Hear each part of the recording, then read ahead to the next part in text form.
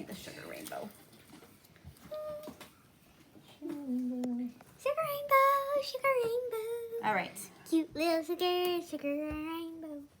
So, what is the pancreas? What's a pancreas? Yeah, so there's a little pancreas in your belly, and it's one of the most important organs you have in your belly. Did you know that? Mm-mm. Yeah. So if you don't have a pancreas that works, typically it's called type 1 diabetes. If you're born without, well, you're typically born and then you develop type 1 diabetes because something attacks your pancreas and makes it stop working. If you do that and they don't catch it, you can die. Okay? This is very important. Most people don't think about their pancreas. And we're going to explain why it is that James has had to eat the way he does since he was born. So normally when you're born and you have a normal pancreas, your pancreas, you'd eat something and your blood sugar starts to go up, and then your pancreas, right there, says, oh, we have blood sugar that's going too high. I'm going to send in insulin. Okay? And insulin, do you know what blood sugar is? Yeah, your blood. It's the sugar that's in your blood. Okay? So, it's this gland, the pancreas gland. It helps with digestion and it helps with blood sugar, but we're only going to focus on blood sugar today, okay? So your pancreas sends in insulin, which makes your blood sugar go down. Does that make sense? Mm-hmm. So it's like, if you added baking soda to vinegar and it goes, it makes it not baking soda or not vinegar, right? You know how it just explodes up like that? So it's a chemical reaction that makes your blood sugar go down like that, okay? James was born with a pancreas that didn't work very well. So his blood sugar goes up like this, his pancreas kicks in, and then it drops his blood sugar down like that. Yes. Normally, this kind of thing happens when somebody's closer to mine and mommy's age. It's not normally something that you're born with like that. It's normally after you've eaten foods that are not nice to your pancreas for a couple of decades that your blood sugar starts to do this. But James was born this way. And not only does his blood sugar go down, it goes down to below normal. And what do you think might happen? What happens when your blood sugar goes down to below normal? Do you remember? It's been a long time since we've had to deal with that, huh? So you would start to feel sick and shaky and headachy, and you just feel grumpy and mean and rotten. When your blood sugar's too low, you don't feel good, okay? So then you want to eat again because you want to get your blood sugar up again. But then his blood sugar would go up like this again, and then it would spike again. And like that, and like that, and like that, and like that, okay? So what we did when we made him eat without eating things that send your blood sugar up, so instead of that, his blood sugar only goes like this. Which is good. That's good. Because you have to have your pancreas for your whole life, right? Your whole life, your pancreas has to function. So the pancreas, when it has the blood sugar, it's an endocrine function, which means it's a hormone. And that's a good question. The hormones are the things in your body that regulate how everything functions. So your hormones are what make you a girl or a boy. Your hormones regulate how you feel. Your hormones can make you feel good or bad.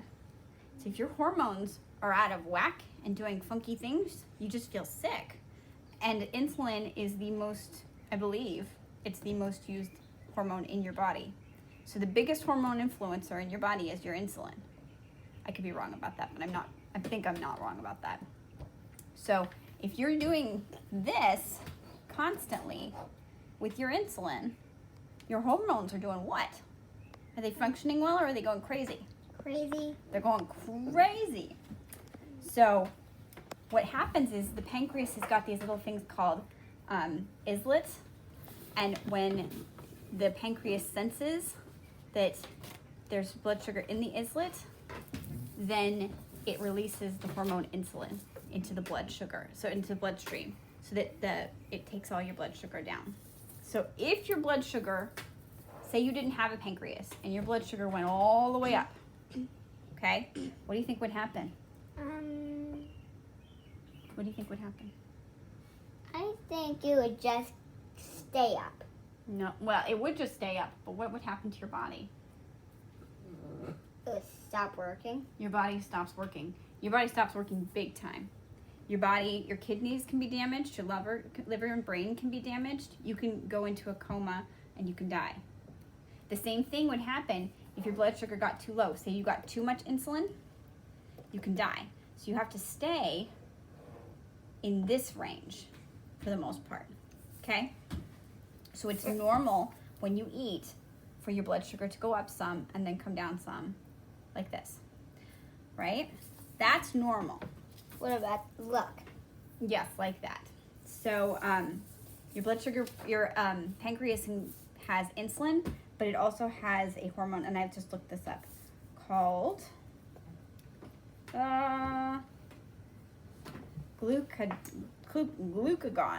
And glucagon, so if your hormones, if your blood sugar went too low, makes your blood sugar go up.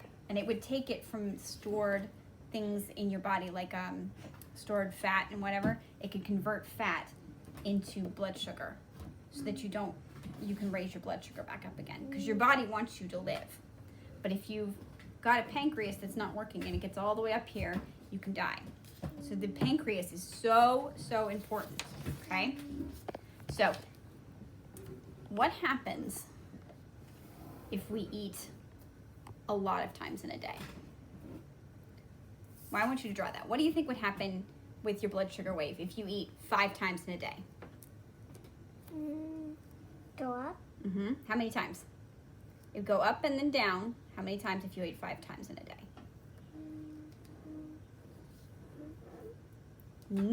There's 1, 2, 3. How many do you think would go up if you ate 5 times in a day? I know.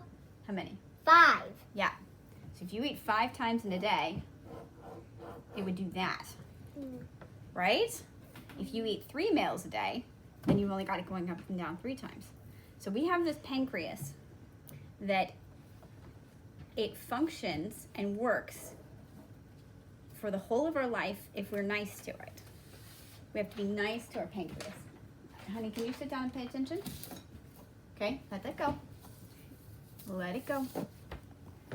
So what's happening now is a lot of people, a lot of kids are starting to end up like James. Why? Because they eat a lot of things that make their blood sugar go all the way to the top during the day. So if somebody eats breakfast cereal, their blood sugar, like Fruit Loops, their blood sugar is going up to the top. So what happens when you get your pancreas and it's going like this constantly through the day, and then it has to do that every day forever and ever and ever? Is it going to be working well, or is it going to be tired? Working well. No, it gets very tired. And what happens is somebody like yours, mommy, and my age, is when we get to that point, we get something called type Diabetes. 2 Diabetes. diabetes. And that's how it's spelled, diabetes. Type 2 diabetes means that when we eat, your blood sugar does not raise, it does not function as well. So you have less control over the insulin in your body. Right? Okay. Does that make sense? So we have to be very nice to our pancreas, because the more you do that, what happens is that your pancreas gets really tired. So you ate something that shot your blood sugar up to this, but your pancreas, its islet cells are not working anymore. Some of them have died off. Some of them aren't working at all. Some of them are just not functional. So it can't release the insulin to bring this down. So instead, let me show you what happens. So you want to be going back down to this line, right? You want to start here. But what happens is that you go up like this, and then your blood sugar can't function, so it only drops you down like this. And then it starts to do that. And you never get back down to where you're supposed to be. So that looks And when you get up to here, you're going to have to be on medication What's medication? like metformin or insulin to lower down your blood sugar.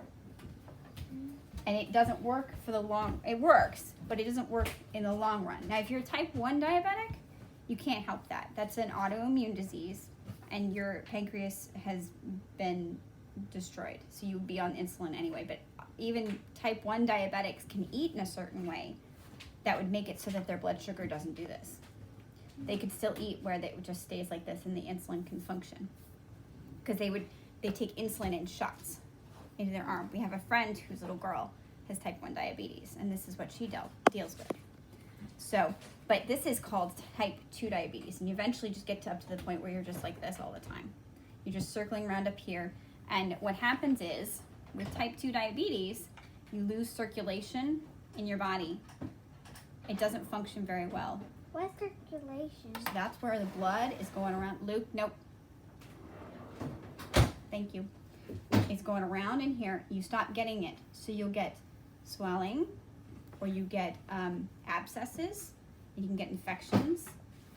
James's great grandparents had very bad type 2 diabetes, and they had to have their legs cut off because they gotten so infected.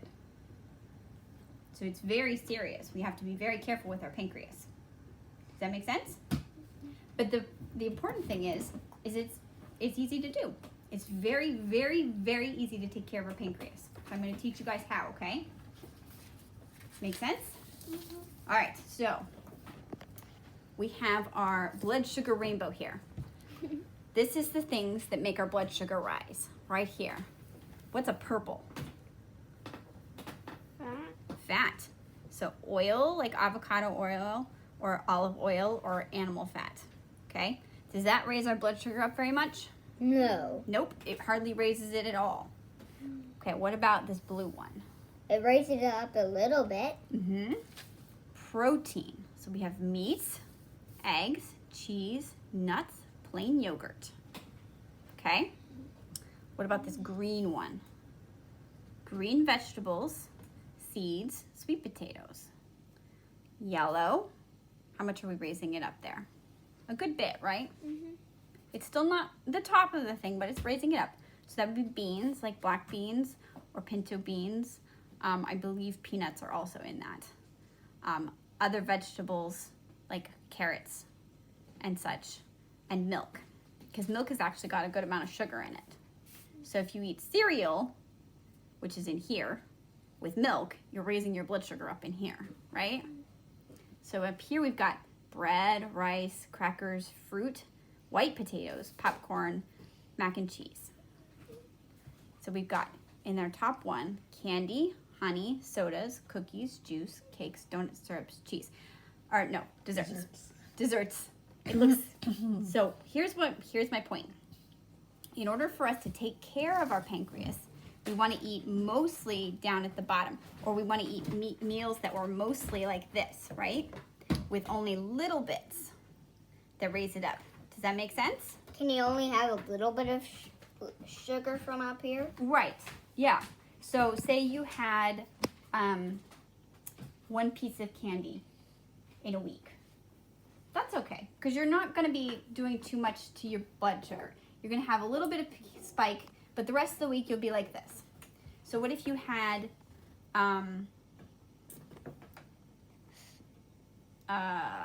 like lunch meats and your celery? Where did you stay today for lunch? Right in here. You only had a little bit of mac and cheese.